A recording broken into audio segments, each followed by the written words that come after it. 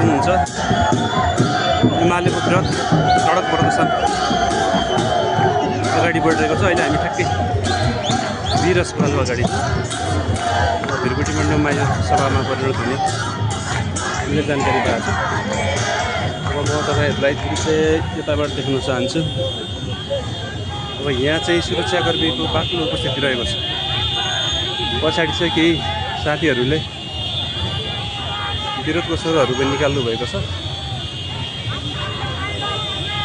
यद्यपि सुरक्षा व्यवस्था कडा रहेको हामी तपाईँहरूलाई जानकारी गराएका छौँ।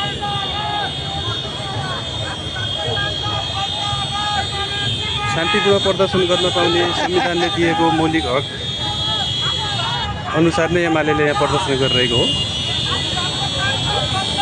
तर यहाँ एमालेको विरुद्ध नारा जुलुस भएको देखेर चाहिँ अलि अचम्म लागेको छ।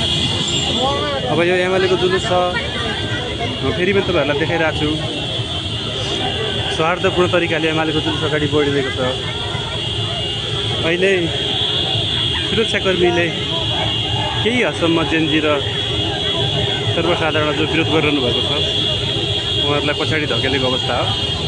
यद्यपि उहाँहरू यहाँ नजिकै हुनुहुन्छ।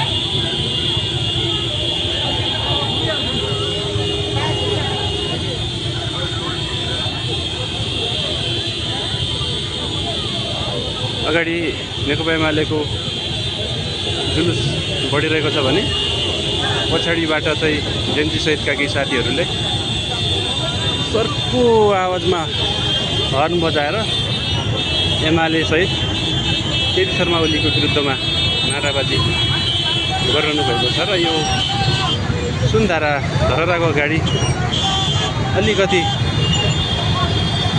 भिड असामान्य पनि बनेको थियो।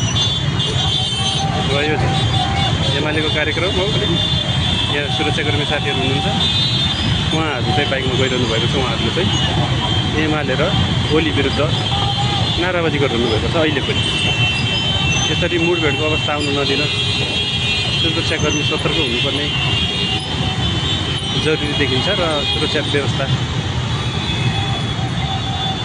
कडा पारिएको पनि छ।